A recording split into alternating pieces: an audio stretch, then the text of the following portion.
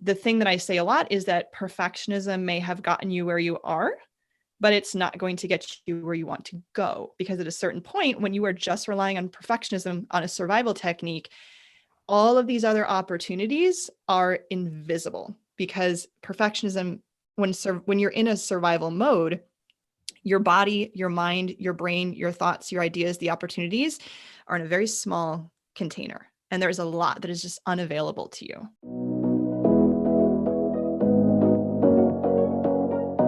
Hello, and welcome to the Art of Living Well podcast.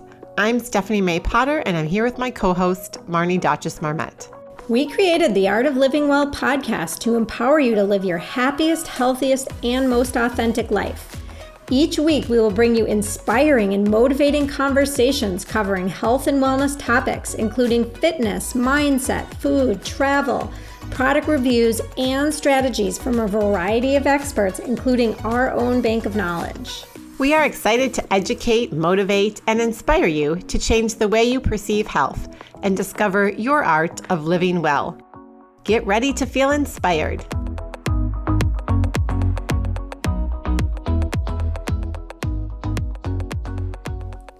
Hello, and welcome to episode 68 of the Art of Living Well podcast.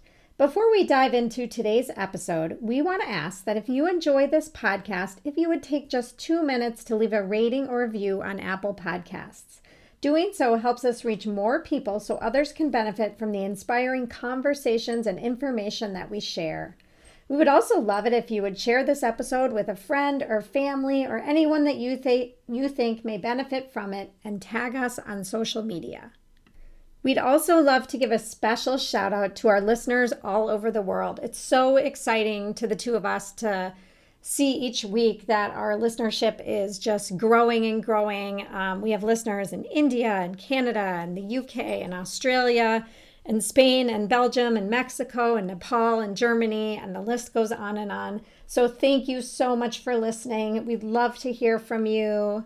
And a few quick announcements. We just wanted to let you know that we have a free at-home workout guide that we created, and it supports a lot of local small businesses. They're fantastic workouts. There's a big range of different kinds of workouts, and you can find that on our link in our Instagram page or on our show notes.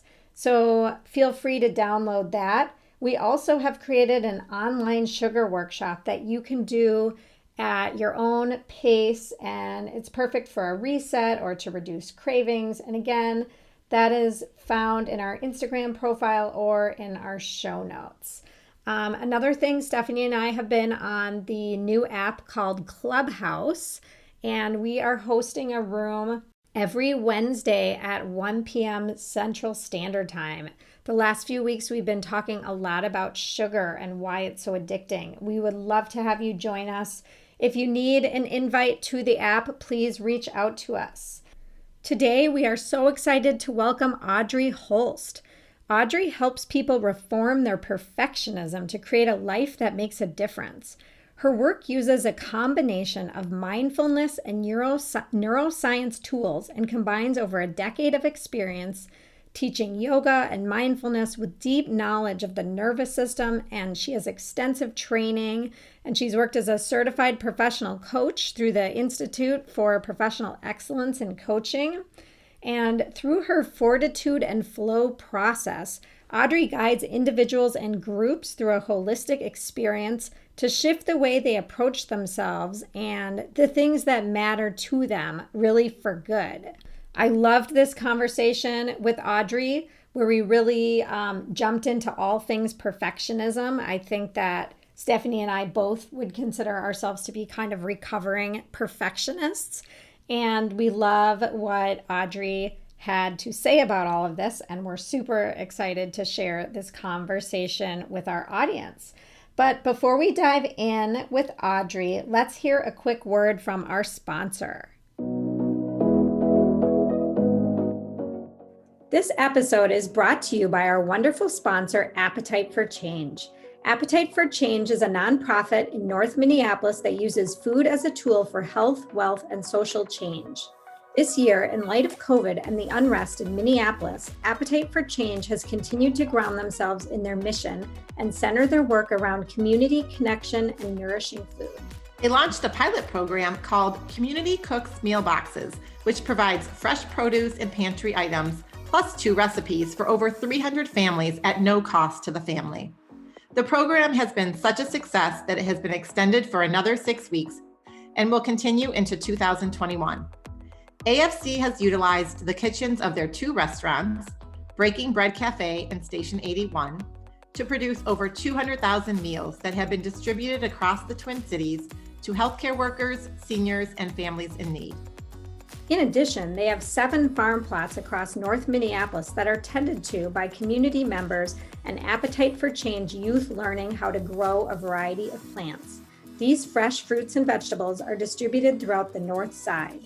Even in 2021, Appetite for Change is committed to building a more equitable food system by delivering fresh and nourishing food to healthcare workers, seniors, and families in need, tending urban gardens, and more.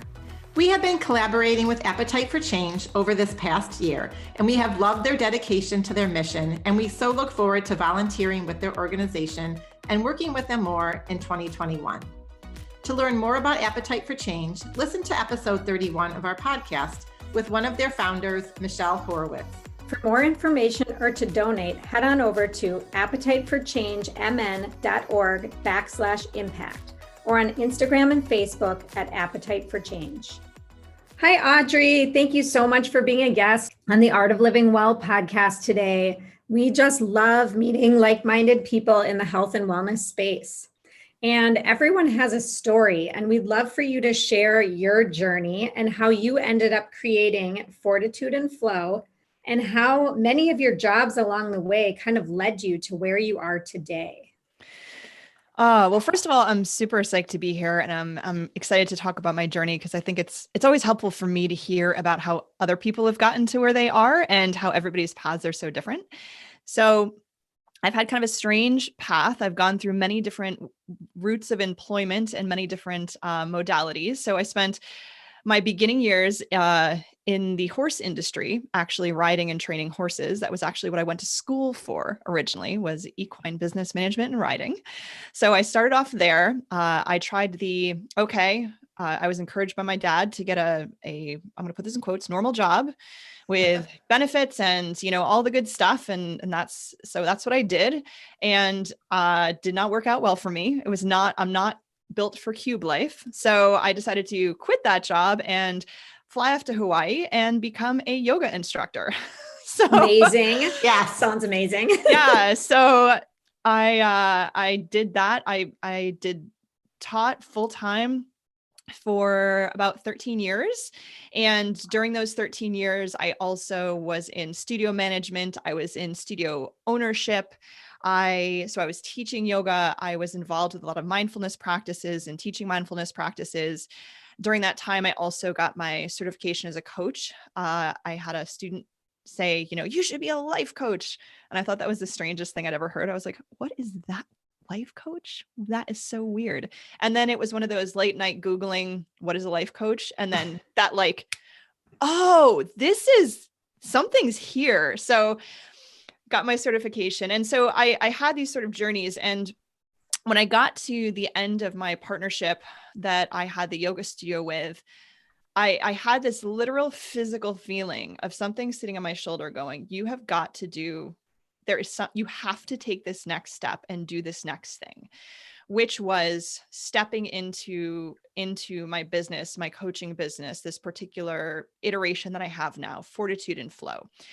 And the name came from a conversation with a coach I had at the time. She was just an amazing wordsmith. And we talked about it originally came from the concepts of what we experience in our bodies, this feeling of solidness and this feeling of movement, the bones and the muscles, right? The blood and the marrow, right? This sort of embodiment that we have as humans that is very solid and unmovable, and then also that moves, right? This aspect that we all embody ourselves. So that's where the Fortitude and Flow came from. And in terms of the work that I'm doing, it's been very consistent along the years. It uses my knowledge from yoga. It uses these concepts from neuroscience. It uses these concepts from mindfulness and kind of brings it all together to address something that is very near and dear to my heart. It's something that I've dealt with for decades of my life, and something that I've worked with other people around, which is this concept of perfectionism. Yes. So I'd love to dive into what is perfectionism? Yes. So I always say when I talk about perfectionism, this is my lens. I am not saying that I am the all-seeing, all-knowing individual who knows everything about perfectionism. This is my experience. This is my understanding of myself and how I've worked other people through the process. So perfectionism is a survival technique. It is a way that we've learned how to survive. And a lot of us have picked this up from when we were really little. It is related to how we navigated family dynamics, how we navigated social dynamics, and we figured out this very particular way to survive in our lives. If we can just get it right, if we can do it correctly, if we can nail it, if we can be super helpful and super detail oriented and follow all, right? There's this very particular format. If I can do that, then it's all of these things as human beings, these needs get fulfilled, right? I'm going to be safe. I'm going to belong. I'll be taken care of. I'll be accepted. All of these things that we have wired into our biology, we think will be met by doing these particular behaviors.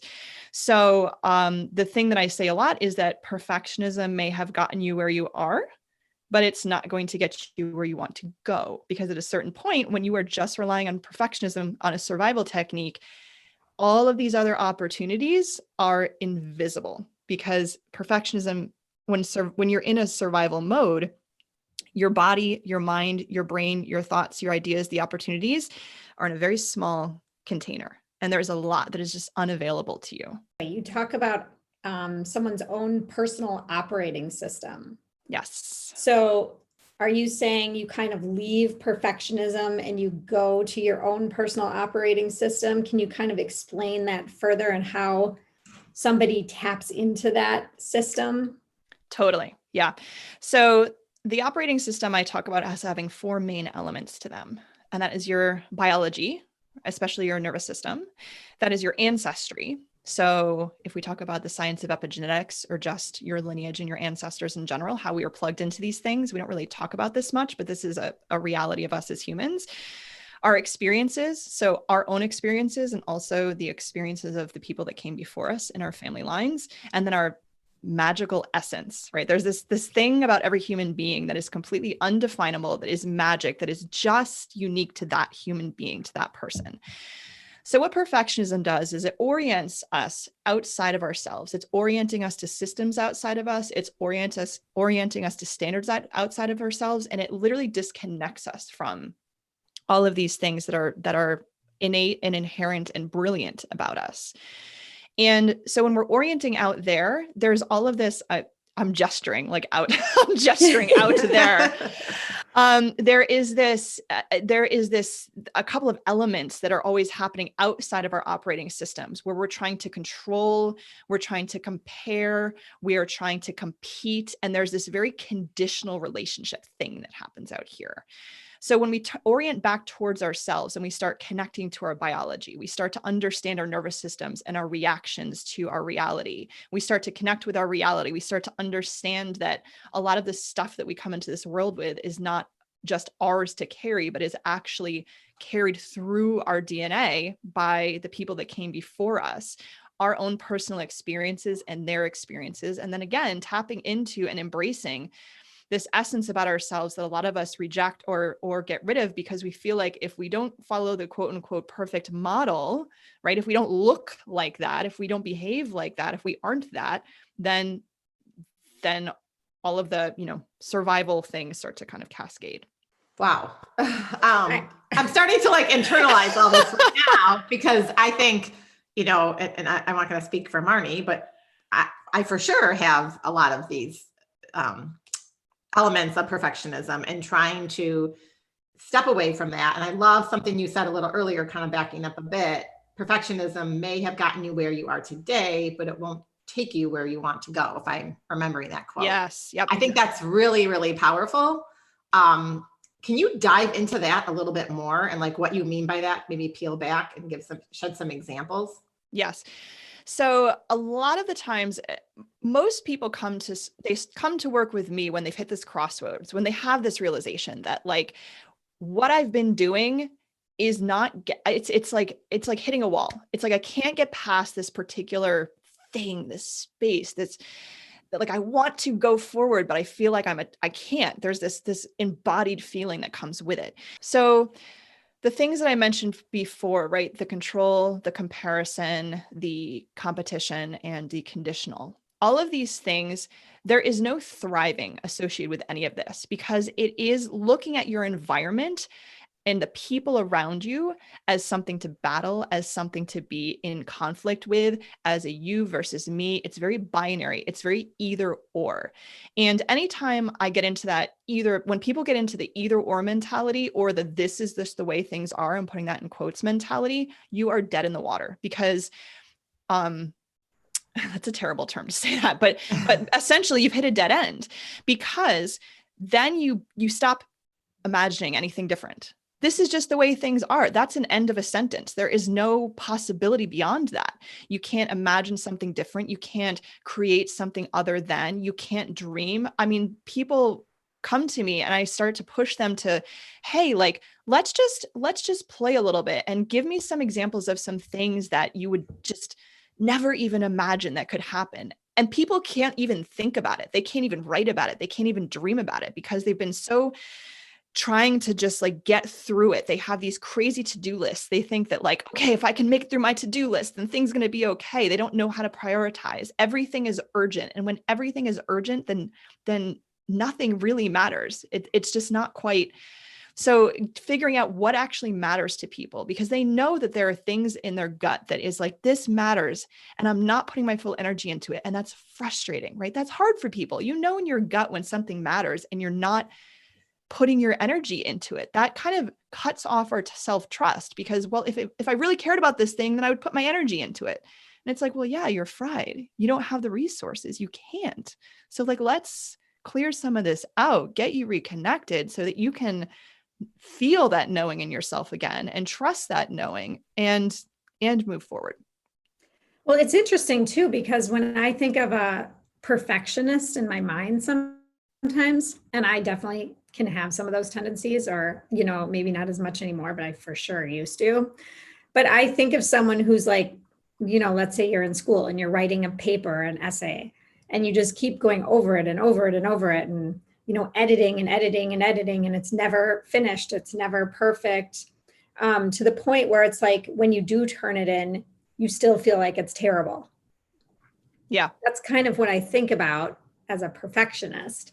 And I'm just trying to kind of apply that to like day-to-day life and think about what that would look like on a daily basis for someone. Yeah.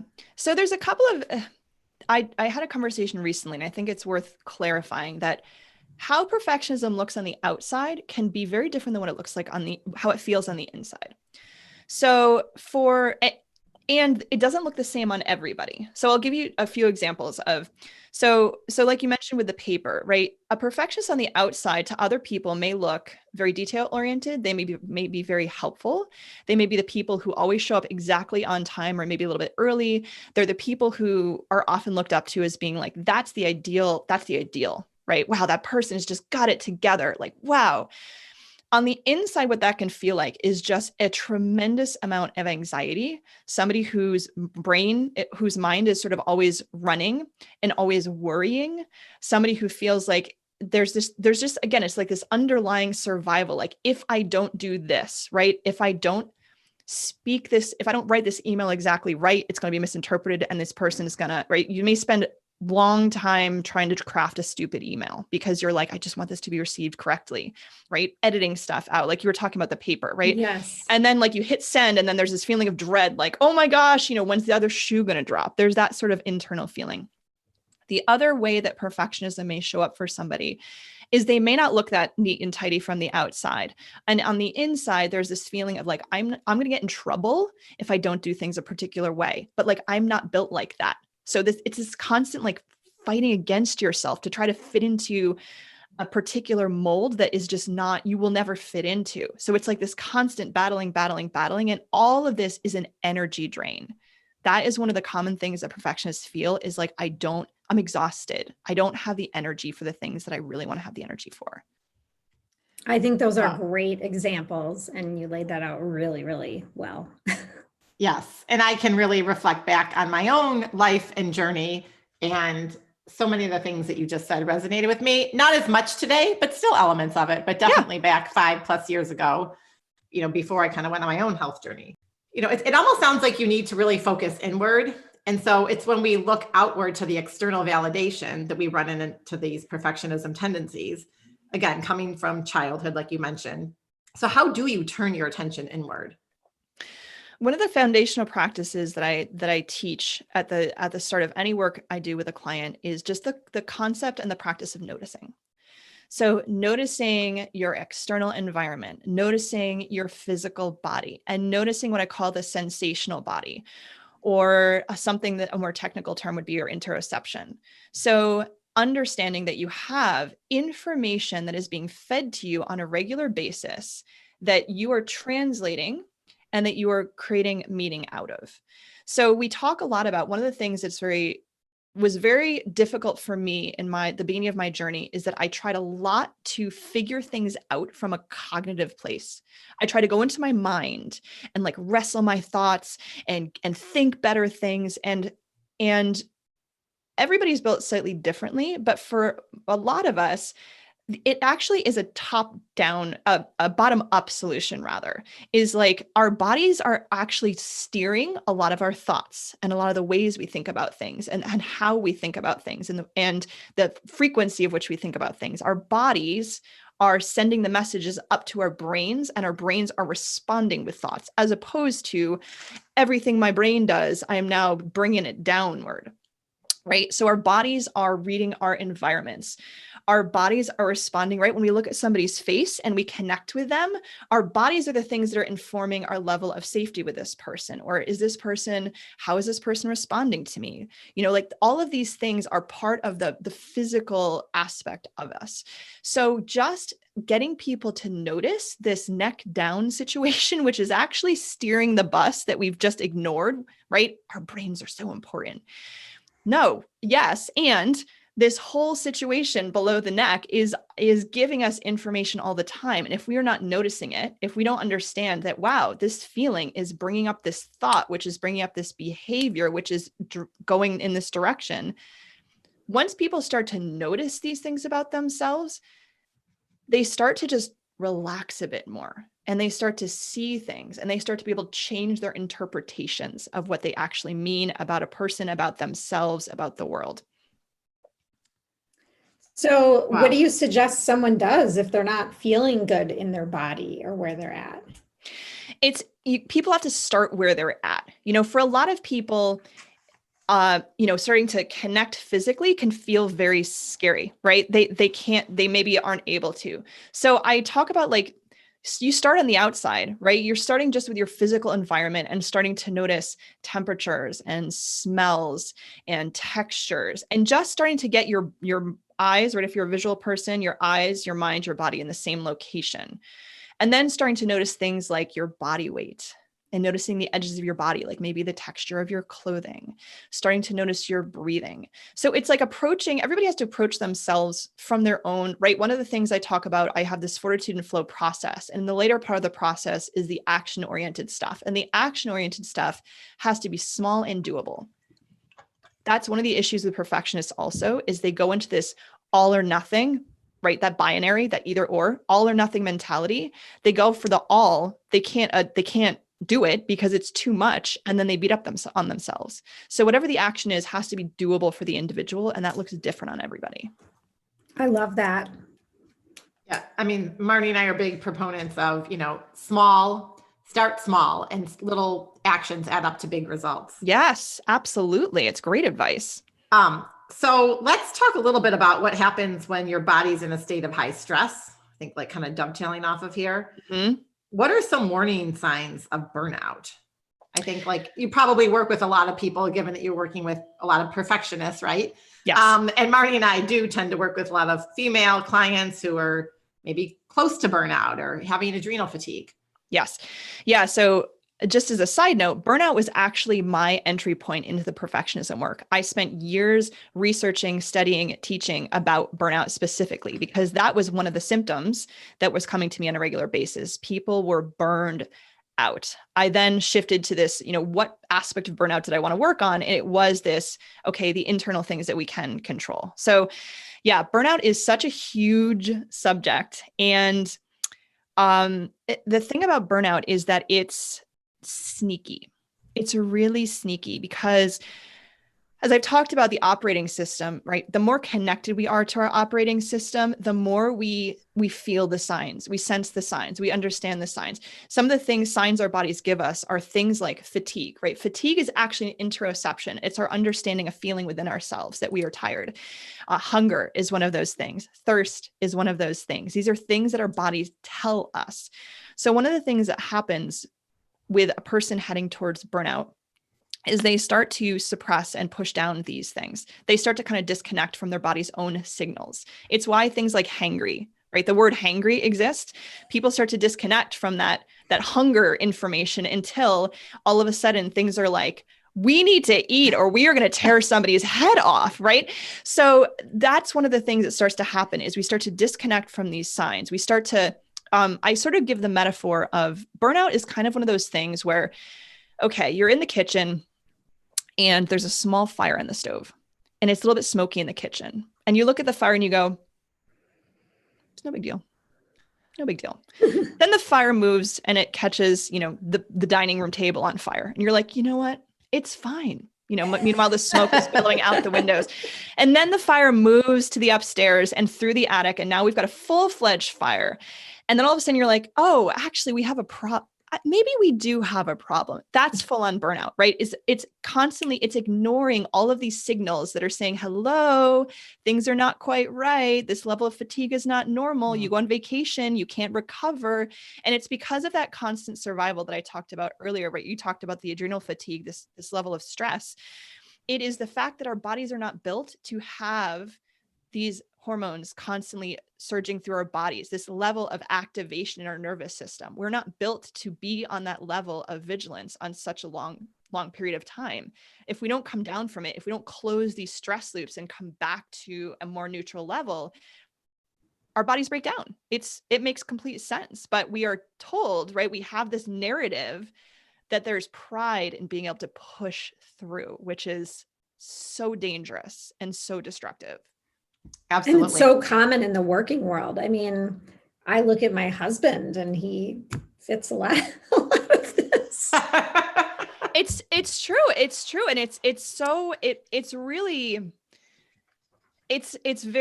of those things that is so difficult to watch because there is such a strong, we are trained, we are conditioned to so strongly associate our worth with our work. How much we work, how hard we work, how many hours we work. And it's very difficult to pull these two things apart and hold them as separate because of the way our society is structured. We are really tied into, if I'm not the hardest worker, if I'm not the person, that's doing X, Y, and Z the most, what does that mean about me? The interpretation, it's so destructive. And I don't know how you undo that after 40 plus years of living that way and knowing, thinking that I have to stay up till 3 a.m. answering emails because that's expected of me. Yes. I spent 18 years in the corporate world and that was my mentality for up until the end. Yes. And then I pivoted and did this, but I understand. I get that. I was there. And even now, elements of that trickle back, right? Like I have to do all these things because everyone else is doing them and I'm not going to be worthy and I'm not going to be successful if I, or get the promotion or whatever it is. So. But I agree with that. But I also think sometimes and you can tell me if this is perfectionism or not, because I don't know. I get so excited about what I'm doing and passionate about what I'm doing that I might stay up till 1 a.m. working on something, but I'm not doing it because I have to do it. I'm doing it because I'm want to do it. And I hope Right. that's coming from a good place. Yeah, it's just, and that's another piece of the process that I use is discernment, right? Figuring out what is working, what is not, what is yours, what is not yours, right? That discernment, right? Maybe staying up to 1:00 in the morning is you're like in your flow and you're excited, right there. It's coming from a different place. It's a different energy than I am running away from something, right? I am trying not to be caught up with this. I'm running away. I'm trying to avoid the pain, right? I'm trying to avoid the punishment. There's this sort of thing that happens. And I'm really glad you brought this up because it's something that I don't hear people talking about. The amount of energy and the amount of work it takes to decondition from systems and to unvelcro yourself from things you have been taught your entire life and to be swimming in the water that we are constantly swimming in, right? We are immersed in these systems. To be swimming in that water and also be deconditioning at the same time. Nobody talks about the amount of work that takes to decondition from that. That in and of itself is a process and an effort and an unlearning. And there is grief and there is mourning and there is celebration. There is so much that comes with just the unvelcroing and the reconnecting. So I'm glad you mentioned that because it's not just a like, oh, great, I learned the thing and now I'm better. No, there's actually, your system has to change its baseline, right? When your system is oriented towards the right way to feel is stressed all the time. In order to orient towards the right, I'm putting right in quotes, the right way to feel is generally calm, generally centered, and generally okay. You actually have to rewire your whole system to what actually is safe. What is it okay to be, which is a journey. And now we want to take a quick break from today's conversation to give a shout out to one of our sponsors, Lakewinds Co-op, which is a favorite grocery store of ours to shop at in the Twin Cities. We love that Lakewinds has such high standards and vets every single product on their shelves, including their amazing personal care and supplement section, so that we don't have to. As busy parents, we don't always have the time or the desire to read every ingredient label. And when we shop at Lakewinds, we have confidence that it's been done for us. Grocery shopping should be an enjoyable and calm experience, and Lakewinds does everything to make your experience stress-free from the moment you walk in the door. The decor and aesthetics are really calming and inviting, and we have never met such knowledgeable and friendly staff in all the departments, including meat and seafood, in the wellness department, and produce. We love Lakewinds' produce section, which focuses on organic and fair trade products. About 95% of the produce is organic and local as much as possible, and they really support the local and small sustainable farmers right here in Minnesota and Wisconsin. The meat buyers actually visit the farms. They talk to the ranchers and see their practices to ensure that the animals are ethically raised and treated, which is really important to us. All of their meat is free from additives, synthetic preservatives, nitrates, antibiotic residues, steroids, and added growth hormones. Unlike many traditional grocery stores, Lakewinds has a banned ingredient list that is used to vet the products on their shelf, which includes artificial flavors, colors, preservatives, high fructose corn syrup, hydrogenated oil, etc. This applies to the food on their shelves as well as the supplements and beauty and personal care products in their wellness department. If an item doesn't meet the product standards, Lakewinds doesn't allow it on their store, and we love that peace of mind. We also love how they seek out local small batch makers who meet their standards and really try to support our local businesses. We all know that maintaining a healthy body and mind has huge implications on our immune systems and being able to fight off the flu. So support your health and wellness in the new year by shopping at your local co-op. You can find the fabulous Lakewinds co-ops in Minnetonka, Chanhassen, and Richfield, or have groceries delivered from Instacart. While Lakewinds Co-op is a member-owned store, you don't have to be a member to shop and receive their weekly specials. Although we highly recommend that you do become members like us for additional monthly savings and an annual dividend. You can find out more by going to lakewinds.coop, and when you're there, be sure to check out their delicious recipes. And if you don't live in the Twin Cities, we highly encourage you to find your local co-op by heading over to National Co-op Grocers and finding one near you. It's those programs that you've had running since you were a child. And how do you really, practically speaking, how do you work with people to deprogram, if you will? Yeah. So a lot of it is like I said, the noticing. So the process that I use is the Fortitude and Flow process is this 4-step process. And it's something that, depending on where people are, it kind of brings you through an action stage. So for instance, we start with noticing. We got to notice the reality first. We got to be here now. Then we have to discern, because this is the thing that perfectionists are terrible at. They have no idea how to discern. So I call it the perfectionist 2-step, right? The perfectionist 2-step is see it and fix it, see it and nail it, see it and get it. They go right from see it and then action. They make there's no discernment. There is no clarification. So when we go through the process, this Fortitude and Flow process, we go from noticing to discernment. We have to figure out, before we even take action, what is my action to take? Is this mine? Is this my anxiety that's asking me to do this thing? Or is this a bunch of BS, right? We have to spend some time with noticing. I'm in my body. I'm connected to myself. Let's discern. Okay, now that we've discerned, now we can take action. And the kind of action to take is small, doable, consistent, and experimental. This is another concept that is really life-changing for perfectionists, because they feel like they only have one, you got to get it right. Well, what the heck does that mean? Experimental is, hey, we've got a theory. We're going to test it out. Let's see how it goes. May work. Maybe not, but taking the pressure off the action. And then finally is integration. And integration is the sort of reflection on the work that's been done, letting your system land. Who am I now? Did the action I take produce the results I want? And if it didn't, what needs to be adjusted? Kind of giving yourself a chance to just, okay, how'd it go? How have I shifted? How have I changed? Because we don't give ourselves that pause to just like relearn who we are on a regular basis, which shifts. It shifts all the time. Who you are this week is not who you were last week. It's just, you're not. So letting ourselves catch up with the reality of who we are with all of the actions we take is really super important, and hard for people to, again, the conditioning, hard for people to wrap their minds around. Wow.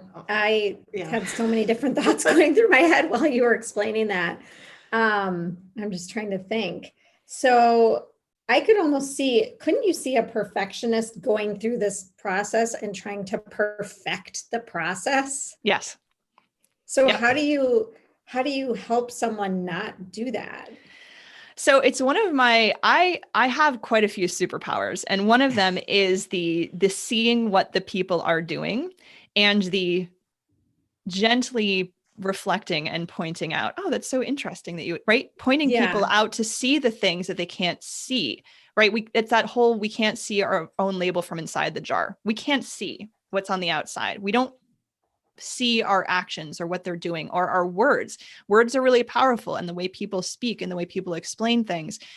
There's a lot of, just really awful language that people use to refer to themselves and what they are doing or not doing. And there's a lot of, when people first start, so I'll give you some examples of things that I notice with clients is when they first start showing up to work with me, it's very, okay, I'm in my office. I've got my notebook. I'm going to take my notes. It's very, by the time they're done with me, they're like, yeah, I'm outside. I'm under the tree. I got my feet on the ground. I got my tea. I've got my notebook. It's a very different, like, how I need to show up to, for the thing. Or, people will come to the session. The first thing they'll say is, well, I didn't do as well as I didn't do as much as I wanted to, or I didn't do enough. And it's like, okay, we're going to right away, we're digging right in there, because what the heck does that even mean? So starting to dig into this constant vocabulary we use, these constant things. So that's one of my gifts as a coach, is just seeing all of the things, because I've lived it. I've guided hundreds of hours of people through it, so it's just experience really is what it comes down to. So one thing we wanted to talk about is, and this kind of gets me, you said just chilling and relaxing, is lazy. Can we discuss laziness a bit? Because it sounds, and I have a real issue, and I think Marty may too. I'm not going to put words in her mouth, but like, I see my husband doing this and my kids relaxing on the couch and sitting there while I'm cleaning up and I'm cooking, and I never get to sit down. And I have an issue with it. It drives me crazy when I think other family members are, just being quote unquote lazy, for lack of a better word. So can we dive into this a bit? Sure. So There are two words that are sort of like the dreaded, if somebody was to toss this word at it, these two words are very strong, evoke very strong feelings for people: laziness and weakness. Mhm. These are two words that people want to get as far away from as possible. If somebody was to call, if somebody's to call me lazy or somebody's to call me weak, it's like every cell in my body wants to push back on that and be like, show you all the ways that I am not weak or lazy. I think in terms of seeing other people doing it and being frustrated by it, I think there's, more levels to that in terms of you wanting to just chill out and relax and have you like having that be the experience that you want to have, right? We want to have that experience of rest. We want the permission to be like, you know what? I don't need to do anything here. And there is this, and I'm just going to say this, and as a sort of explicit, this is the nonsense we do, right? Call it perfectionist nonsense. I got that word from my mentor. She calls it nonsense, and I'm using it too. The nonsense we do as, I'm going to pick it up. I'm going to carry that ball. You're not doing that the way I want you to do it. So I'm going to pick it up. I'm going to pick up this responsibility and this responsibility and this responsibility and this responsibility. And now I'm holding on the responsibilities, and screw you people for having all these responsibilities in my hand, right? That is one of the things we do. We pick up all the things and then we resent the people that we pick them up from. And I'm very guilty of that. I'm very guilty also. And what I want to say about that too is it's not our fault, because that's how we are trained. We are trained. We are all trained under the same narrative as this is the right thing to do. This is how you do things. So the untangling of that, again, the unconditioning of that, the changing of that is a process. And wow. I feel that for you, for sure. Yeah, it's exhausting. We're our own worst enemy, or at least that's what my husband tells me, I'm gonna push back on that too, because I think that's, when I hear things like that, I'm like, no, you are your biggest advocate. Everything in you is trying to do the best for you. It knows under really messed up circumstances, right? It's the circumstances, it's the systems we're under. It's all of this stuff that has created this narrative for us that doesn't work. So I don't think we're our worst enemy. I don't think we self-sabotage. I think we've just we've interpreted the messages wrong, what they mean about us. So I have to push back on that, because I just, okay. Well, thank you. This is like therapy for me right now. So we talked about laziness. I'm guessing your thoughts on multitasking are going to be similar. I'm curious what you think about multitaskers. So yes. Or multitasking, I should say. Sure. So this is an interesting thing, because multitasking, right? Also, sometimes it's called context switching. It can really suck energy. When you're like trying to focus on one thing and then you sort of go off to the next thing. And what I want to say about that, my opinion on this has changed over time a bit, because sometimes for myself, right, how I work, it's almost like I need to bounce a little bit between things in order for me to kind of get my energy going in a certain way. So yes, context switching is an energy suck, and it can really, especially if you're switching between things that are kind of like, oh, I'm going to check email, but then I'm going to go over here and I'm going to go over here. That can be really exhausting. And I think that's why it's important to start to understand your own operating system. If for you, your ideal way of functioning and getting things done is you kind of need to sort of dip in and out, you get into a bit of a flow to like get the energy moving. If that's how you work, then again, I don't want to interpret that as like, you're not working correctly. It's a little bit nuanced. I think it does depend on the individual and how they experience it, how it works for them or doesn't work for them. I think that's good advice, because like for me, I want to say I need to multitask. Like I really struggle working on one thing. I feel like I get less done actually. Yeah. And even less energy. Like my brain just works in a certain way where I need to be doing multiple things. Yeah, actually, let me talk really quickly about a call I had with a client recently where she was feeling like, she was like, I get stuck in these things where I like can't make a decision, or I'm like trying to And when I talked to her and as I was listening to her talk, I asked her a couple of questions. And my suggestion to her, and I think this is true of a lot of us, is I'm like, you need to move. If you are trying to get through something that you're banging your head against, go putter, go like organize some books on a bookshelf, or go like clean a counter, or like go sweep up some dog hair, like go just sort of like move things around. Because for a lot of us, it's like we sit still at our computers and we just will ourselves to do a thing. And it's like, no, that may not be how we work. I know for myself, sometimes I got to go for a walk and just kind of get things moving. And then all of a sudden the ideas come. So know that about yourself. You may be somebody who needs to sit in stillness and let the stuff come to you. You may need to be somebody that has to physically move your body. So starting to understand how you best function, and again, unvelcroing from the way you quote unquote should be doing it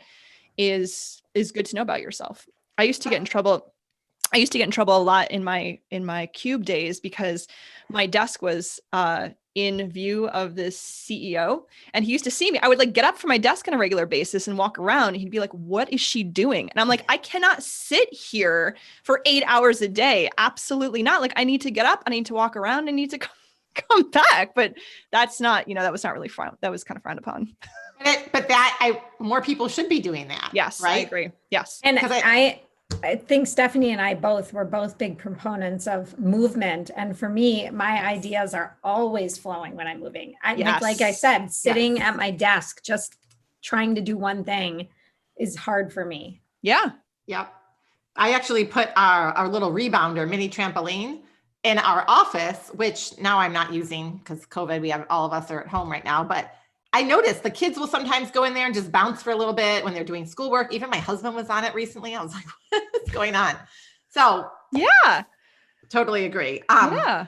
So we'd love for you to share a little bit about the book that you're writing. I love the title, You're Not Perfect, and Here's How to Deal with That. I think it's great. So can you tell us a little bit about the book, when it's going to be released, how people can find out about it? Yeah. So I'll send a link for you can actually not pre-order the book. We're not that far along yet, but you can actually kind of get onto the list to be the first to know about the book. I'll make sure that link is in the show notes with you guys. So the book is basically about a lot of the things we've talked about today. So explaining how we've gotten disconnected from ourselves, how we've gotten disconnected from our operating systems, how we've been trained by these different systems of oppression and how they are dictating how we think about ourselves and other people. And really learning what it is to reorient yourself to your operating system, what that means, what that feels like, and going through that process, the fortitude and flow process of noticing, discerning, acting, and integration. So it is really the framework of what I do with clients one-on-one, but because it is a way that somebody can be guided through the work, then they can read it in the book and have an idea of where to start themselves. Okay, that's awesome. So not to put any pressure on you, but like rough time frame as to when you think it may be released? Yeah, I mean, my hope is that it will be released maybe mid 2021. That's my hope for things. But it's one of those things where I with timelines for me, I'm like, all right, I can set one, but I also have to understand that I may have to let go of what that timeline is. But that's my fingers crossed. Hey, everything's in alignment. We're going. It's all good. That's the timeline. And in the meantime, how can people find you and how can they work with you? Yeah. So I have a nice little, actually, I have a grounding meditation that talks a lot about the noticing practice that I went through today. So I have a link for that if people want to get that meditation from me, and then they can engage. Every single week I send out emails that help people to understand sort of their conditioning and how to decondition from that. And that will help them understand how to work with me as well. So my website is fortitudeandflow.com. I am very active on Instagram. It's a very, I like that platform. It feels very simple and accessible. So at Fortitude and Flow is my handle on Instagram. And yeah, any of the notes I'll make sure that the links that you have for the show notes can all lead people where they need to go. Okay, well, awesome. Well, I know you've already kind of shared some tips and strategies a bit, but we'd love to leave our listeners with just even one or two practical tips that they could immediately implement into their life. What's something someone could do today or tomorrow? I think the biggest thing is just noticing. So taking a moment to just, and even as I'm saying this, listeners can do this. Doesn't matter what you're doing. You could be driving, you can be walking, you can be sitting, you can be whatever. I know some people, I'll be hanging out in the kitchen doing stuff and listening to podcasts.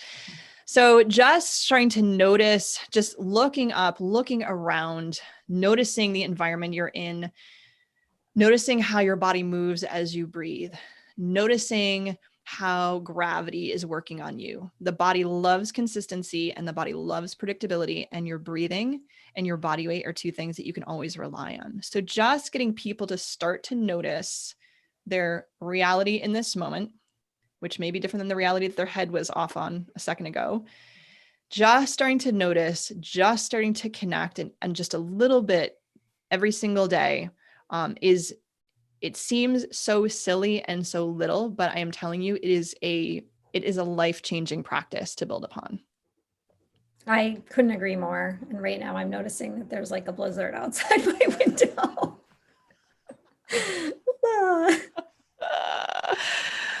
I'm not going to want to go upstairs. Yeah, like literally there, it's like a whiteout.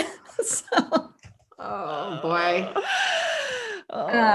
Anyway, these tips have been amazing. And one last question we like to ask all our guests as we wrap up is, what does the art of living well mean to you? So the art of living well means being deeply and enthusiastically connected to your brilliant operating system. I think that is beautiful. So succinct, so well said. It really sums up this entire conversation, which honestly has been a little bit like therapy for me. So thank you. Yeah, this has been amazing. I'm really grateful. Thank you so much for this conversation. This has been so, and I think it's going to really help listeners to just have a different perspective on what they may be seeing in their lives and what it means, and to just take some pressure off. Yeah. And it's a topic that people don't really talk about. So yeah. I love that we kind of dove into this today. Yeah. I would love to hear more and more conversations about this for sure. Yes. Well, I'm sure we'll have to have you on again after the book gets launched and we can dive more into that. Love and that. I know our listeners are going to take a lot away from this. So, and all your insight. So thank you so much, Audrey. Thanks so much for having me. I love this conversation. Yeah. Have a wonderful day. Have a great day. Thanks. You too. Thank you so much for listening to the Art of Living Well podcast. We are so grateful that you joined us today. If you enjoyed this episode, please share it with a friend or anyone else you think may benefit from this information. We'd love for you to subscribe to our podcast, leave us a review, and tag the Art of Living Well podcast on social media. If you want more inspiration in between episodes, you can find us on social media at theartofliving_well on Instagram and Facebook, where we will share snippets from our daily lives and our journey to living well.